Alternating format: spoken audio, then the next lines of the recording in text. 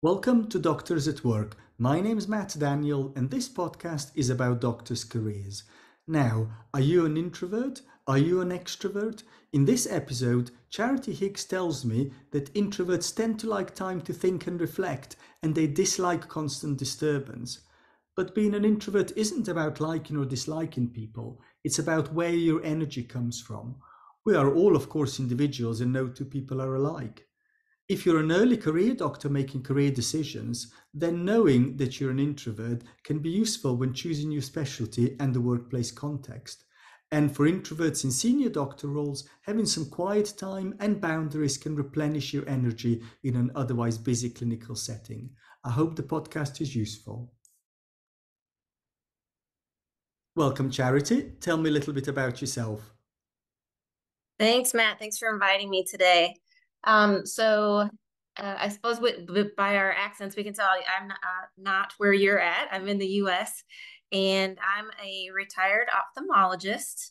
Um, I'm kind of one of those people, when I started in medicine, I kind of had an inkling that I wouldn't be in medicine forever. And so probably around 2017 is when I started exploring um, different opportunities outside of clinical medicine. And I did a lot of experimenting and playing. I tried on a lot of different things, and I ended up with coaching. And I think part of that, and I think this happens often, is when people get exposed to coaching, they see how beneficial and what a big change maker it can be, and you get excited about that. And so I'm excited to help introverts who are struggling with burnout in healthcare, whether they be in clinical or in admin. And um, yeah, I just think there's a lot going on right now in healthcare, and people need support. And there's a lot of people out there that are wondering if healthcare is still for them. And I'd like to, help those people as well. Mhm. And I particularly invited you because I saw the things you were posting about introverts, and maybe I should start with by asking, what is an introvert? Yeah. So basically, when you talk about introverts and extroverts, it's all about energy and where you gather your energy from. Introverts tend to gather their energy and re-energize when they're alone and in solitude. They have rich inner lives and enjoy thinking a lot and learning. And it's a little different than an extrovert who might be energized by being out and around people. And there's a couple common misconceptions with introverts, that they're shy, or they have social anxiety, or they don't like people, and none of that's true. You'll find lots of people who are introverts that you might not have ever guessed that they're introverts based on, how they interact with you. But it's all about where at the end of the day do you go to refuel yourself? So I'm wondering, do people know whether they're an introvert? Is it this a spectrum, or people are either one or the other, and how do you know? No, there's definitely a spectrum, and no two introverts are alike. And it's always interesting to look at categories and see similarities. And at the end of the day, you have to remember that none of us are all in the same box. Like, we're all our own person. And so, um, you know, introverts tend to be inquisitive and self-reflecting. And so I suspect many people probably do realize they're introverts. And I suspect that there are also people out there who they know when they're drained, or they enjoy hanging around people, but there's always that end point where they're ready to be done. And they might not realize that they're an introvert. Especially if they're thinking, oh, introverts are shy, or introverts don't like people, or they have social anxiety. um you know if they're thinking that's the label, they might not realize it's more about energy management. Well, you've already made me think, Charity, because I'm thinking, I wonder which one I am. Because, if you'd asked me that question, I would have said it's people that are shy, they don't really like other people, they prefer to be alone. But obviously, sort of, you're saying I mean, I like that analogy of where the energy comes from. I think that that strikes me as a really useful concept. Yeah. Yeah. And Yeah. Go ahead. do we Oh no, know? I would Yeah. say it's interesting that there's been studies that show there's different sensitivities within the brain of introverts versus extroverts, that as far as their response to neurotransmitters, where there are situations in which extroverts will feel stimulated, but in a good way, like they feel energized, and for introverts they actually feel overstimulated. And so that's another way to kind of look at, is it good energy, or is it like too much overstimulation? Mhm. Mhm. And do we know where any of this arises? Yeah, I think there's, some of it is, it's like most anything. Some of it's probably genetic, and some of it is how you were, raised, in the nurture versus nature. And there are the interesting, theories that it's just a different introverts process differently than extroverts. There's one theory that, extroverts, the way they process their cues from the environment is a shorter route than introverts. And so a lot of times introverts will notice that it takes them a little bit longer to think of their response. It's more, they spend a little more time thinking about how they're going to respond. And they like to go at their own pace and not necessarily be rushed. And so, that might make sense if one pathway in the brain of processing information is a little faster, as opposed to another pathway that goes through a Mhm. little more, of contemplation, I guess. Mhm. And when it comes to clinicians in clinical settings, how does being an introvert affect them? Yeah, so I've thought about this, and when I was younger, taking some of the personality quizzes, and physician was always listed as a great job for introverts, and now I kind of chuckle to myself, because I'm like, wow, being a physician is being with people all day. Like, how did they think that? But there are so many qualities of introverts that are well suited to be physicians. Like I said, they're deep thinkers, generally tend to be good listeners, and have empathy, problem solvers. um, and so there's a lot of that that's well suited to being a physician. But what I think is, over time, healthcare has shifted. And so those deep relationships that introverts really, thrive on, rather than knowing, introverts, rather than knowing a lot of people and having a lot of interactions, like to have fewer interactions that are deeper. And I think that it used to be that way in healthcare, and now it's becoming, we're seeing more and more patients, so you're not getting that deep connection, and maybe you're feeling rushed and feeling like you don't have the time to think things through, and you're dealing with a faster pace. So I've kind of come to the idea that introverts, are really good as doctors, but maybe the healthcare system is becoming less hospitable to to introverts. Mm. Yeah, it's interesting because as you're saying that, it's resonating with me maybe with some of the career discussions that I've had with people, where people they want they let's say it's a young doctor that's choosing a specialty, and they want to choose somewhere where they can have a strong relationship, they can have time, they don't have to rush with decisions all the time, they can analyze, they can process, they can think, um, and and that as a specialty, that's quite different to some of the other specialties. Maybe I'm thinking, emergency medicine, for example, in resus, it's bang, bang, sort of decisions need to be made straight away.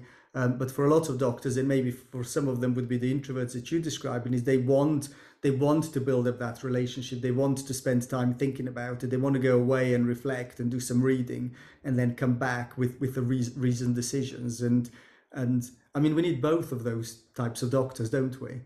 Exactly. Yeah. And I think that's, the thing is, it's not like one, being an introvert or an extrovert, one isn't better than the other. We need all kinds of people in every field. Um, and so I think that it's a big thing is when you talk about people early in their career is definitely looking at and learning about what is the lifestyle of the specialty that you've chosen. For instance, I went into ophthalmology and I didn't realize when I went into ophthalmology that it's a pretty high volume um, um, specialty. And so, I was kind of always at the lower end of as far as how many patients I saw because I just didn't feel comfortable and I didn't feel like I was functioning optimally at that at a high volume pace.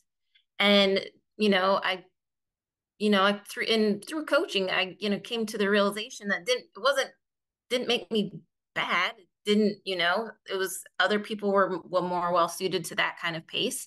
And it just wasn't my pace.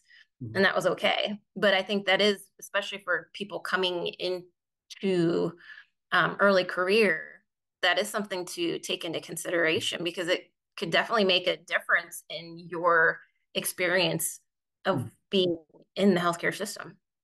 So if we stick with somebody who's early, somebody who's just finished a year or two ago and they're trying to make a career decision. So what kind of areas do you think would play to the strength of somebody who's an introvert? Yeah, so again, introverts, this the areas where you have the deep connection where you get to take a little bit more time. Introverts are, definitely problem solvers, very observant. They tend to notice a lot of things that other people don't. And definitely there's certain specialties that might be a little more geared toward the introvert, perhaps ones where there's less, patient-patient or patient-physician interaction. Um, and and also looking at the pace, like what's a normal day look like. And I think it's also important to look at the environment in which you'll be practicing, and the practice style. I think that is one of the things, as healthcare, at least in the US, where physicians are becoming more employed, rather than being, practice owners. You don't have as much autonomy there, right? You don't have as much decision in what your practice is going to look like. And so for someone who's young and coming into their career, definitely looking, not just at the numbers or some of the typical the usual things that you might look at, but getting into the clinic and seeing what does it feel like in here, what's this environment. Even when we talk about like the overstimulation, the environment is so important, the noise, how things are set up. Do you have a personal private space that you can go to for 5 minutes in between patients if you need to? I mean, there's a lot of little factors like that you wouldn't necessarily think of that could really significantly impact you as an introvert. Yeah, yeah. So if I'm thinking of my area, so I do children's ENT, and it would be obviously probably similar to ophthalmology with a relatively large volume. And if I think of our average theatre session, we're constantly there's somebody wanting something else. There's a change in order. A patient needs to be added. A patient needs to be removed. Somebody's eaten. Somebody's vomiting. Somebody's bleeding. So there's a constant stream of that. So I guess it's interesting if I think of maybe just if we kind of talk in specialty, if I think some of my colleagues, for example, maybe the ones that do ear surgery or cochlear implant is in their theatre is sort of there'll be Zen music playing and they'll be perfect quiet. They'll have one patient for a morning and that'll be it. And the surgeon's operating and interesting. Everybody else is asleep or knitting, sort of, and that's sort of how that is. So it's even within one specialty, there's probably quite different subspecialties. And again, also I'm thinking general practice, maybe a UK general practice in the public system, 7 minutes, 10 minutes, bang, bang, sort of one in, one out. But we also have people that are private general practitioners where maybe there's a half an hour appointment. So you can have the same clinical area, and it's perhaps it's as you say, it's as much about the context as necessarily the specialty, or working in a very small, quiet, district general hospital versus sort of being in somewhere that's a major trauma unit. You can do the same clinical area but totally different work environments. Yeah. Yeah. Yeah. I share an interesting story. Um, because during COVID, obviously we weren't having a lot of patients in the waiting room. We would bring them into the exam room, and then they would stay in that exam room the entire time, and then they would leave the building. And so there wasn't a full waiting room full of patients. And one of my staff commented to me one day, they're like, "You seem so much happier."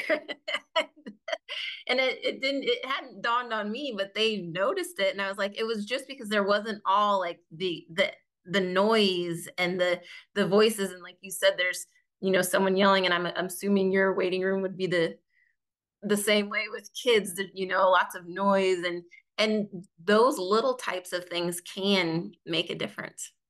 So if I ask you to look back at your career, because I'm guessing from what you're saying, you didn't clock how important this was to you until you were quite a long way down the career. So just to try and think to make sure that other people, learn from that. What tip would you have given yourself, 20 years ago when you were maybe setting out?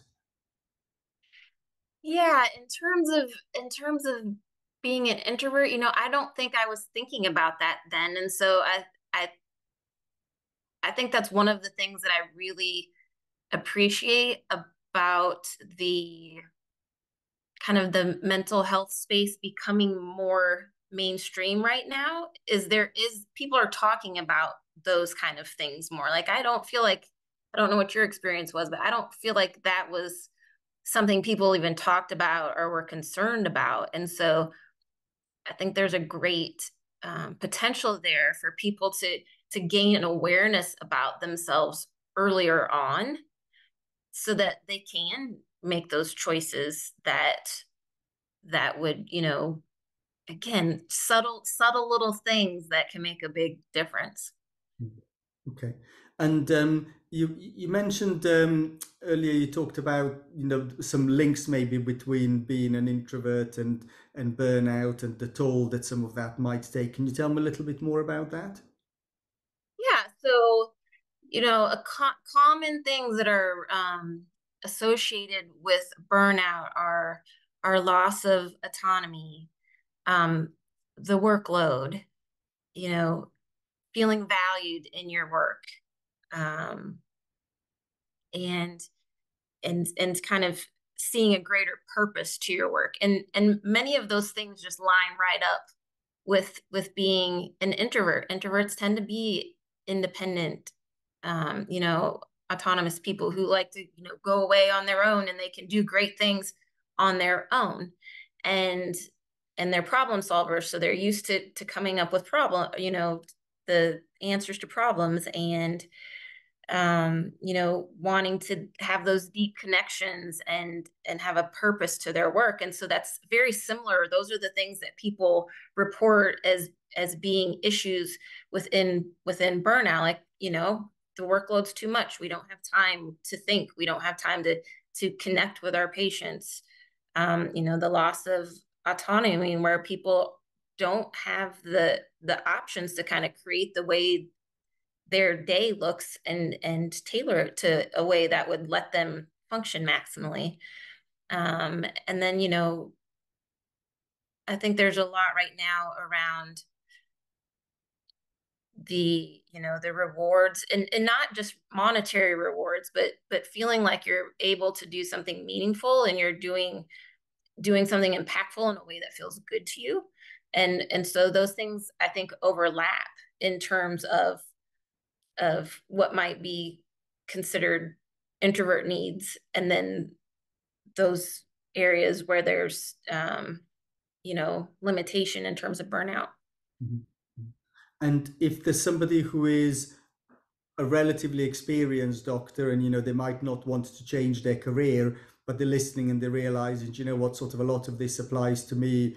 What can they do? What could a 40, 50-year-old doctor do when they clock these things if they didn't before? What can they do about it now? Right. So I think it's just being very proactive about seeing what are the things, because again, everyone's going to be different, but what are the things that drain your energy? I'm always big about looking at like what drains you, what energizes you. And for, introverts, there's a big thing around creating boundaries. A lot of us these days allow ourselves to be on 24/7, and you don't need to be. Obviously there are emergencies that need to be taken care of. If you're on call, that's a different thing, but a lot of the time you don't need to do that. And so just telling people like, hey, unless it's an emergency, don't get a hold of me before 8 and don't call me after 5. Like, like creating boundaries around your time. Definitely in the middle of the day, if you're able to have lunch, either having in a private place, or my preference is like totally leaving the building, like put yourself in a new environment where you get that quiet that you need to kind of relax. And then again, we're whole people. We're not just physicians or whatever our role is in healthcare. And so opening up and making sure that you're nurturing all those things that energize you outside of work. Because obviously in medicine you can't say, well, I'm going to go take a 10-minute break. And I mean, that often isn't reasonable in the middle of a busy clinic. But you can know, oh, this, tomorrow is going to be very busy. So I'm going to do this thing that fills me up tonight, and I'm going to make sure I'm well rested, and I'm not going to schedule something after work because I know it's going to be a busy day. So kind of creating those cushions where you have that alone time and that time to go back and recharge. So I think you just have to be a little sneaky about the way you fit those little breaks in during the day. I'm giggling because I have a colleague, and I know that there is a nurse that brings them a cup of tea on a porcelain cup with a biscuit every clinic, sort of at about 10 o'clock in the morning, and the whole clinic stops for 10 minutes whilst that person has their tea. So I'm kind of thinking, okay, well, you probably can have 10 minutes. So I mean, not always, but quite often you can have 10 minutes, or more often you can have 10 minutes than we think we can have 10 minutes. Yeah. And that's a great point, is believing that it's possible. Yeah. And I don't think my colleague has it because they're introverted. I think it's just they're from a different era, sort of. So they, that's the era. That's how it used to be 40 years ago, and they still work it how it was 40 years ago. Yeah, yeah. So okay. Quite, yeah, boundaries strike me important, and I think that's probably true for all of us. I think whether you're an introvert or not, putting those boundaries. So I think talking to you, I'm realizing that I'm probably not an introvert, because I'm quite happy to be called and disturbed at lunchtime. But what I like is when I'm not at work, I don't want to be at work. So I said, or maybe I'm an introvert, but with a different boundary. Yeah. So for me, if Friday is not my clinical day, there is no way that I'm doing any clinical day on a Friday, yeah, because I've got other stuff that I'm not sitting around doing nothing, I've got lots of Right. stuff that I've got on, but it's not my clinical day. My clinical day is Tuesday, my clinical day is Thursday. The rest of the time, I don't want to be doing anything clinical. So maybe that's how I set the boundary. So on Tuesdays and Thursdays, yeah, people can disturb me all they want, yeah, but the rest of the time, no, I don't want to be disturbed with clinical queries because I'm doing my brain's somewhere else, if you like. Yeah. Yeah, well, exactly. And that's you, like, whether or not you decide you're an introvert or not, you've created that cushion of your time. Yeah. And then, so basically you can kind of think about it like closed time, like it's your time where you're doing the things that energize you. And then you have the quote open time where you're available, Yeah. and, you have that capacity to be interrupted and be okay with it. So then if we think of if you find yourself working with people that are introverts, people that are listening to this and saying, oh yeah, I've got colleagues that are like that, I've got trainees or I've got senior doctors that are like that. How can all of us help the introverts in the workplace? Yeah. So you just named one of them as interruptions. So introverts typically don't do well with interruptions because they're very good at focusing. And so that could just be one thing, is being cognizant of, when can we kind of create some protected time versus interrupting. Introverts tend to be more comfortable with written communication. And so if there's a lot of back and forth or planning or meetings, written communication and giving information ahead of time so that there is time to think about it and process it. Um, you know, the controlling the workload, if that's something that's possible, is working together to say, okay, what is a comfortable pace for you? Like here's our need of how many people we need to be seen, and what's your need of how you would like to see the patients, and trying to find a Mhm. common ground there. um Environment, again, I think noise is a big thing. It's those, those external things that some people might not even notice. Um, I always laugh because there was um, in my clinic one time, one of the slit lamps, the rheostat, it would buzz when you turned it up and down.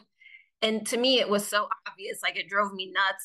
And my technician was like, what are you talking about? I don't even hear it. So it's just things like that, like small little things in the environment that can be tweaked. I know some people will play, music to kind of create a calm setting in their office, and that might help your introvert patients as well. Yeah, so there's little things like that you can look at. Mhm, mhm. Okay. Um, Maybe if I bring us to a close, I don't know, there might be some additional tips that you've got, or perhaps I could ask you to summarize what your top tips for doctors at work would be. Yeah, I think my top tip is just to be okay with who you are and know that your needs count. And, as a whether you're an introvert or not, I think there's a lot of physicians who, we went into medicine because we want to serve and we want to help people, and we have probably a little people pleaser in us, and just knowing that it is okay to recognize your needs and what you need to thrive, and to share that with the people around you, and to know that you can set those boundaries, to kind of to nurture all parts of you, and not just the performer of the physician.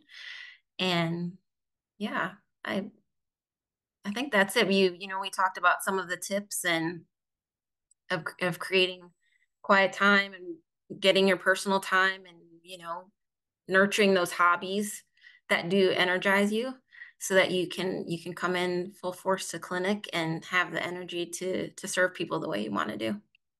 They sound great tips. Thank you very much. You're welcome.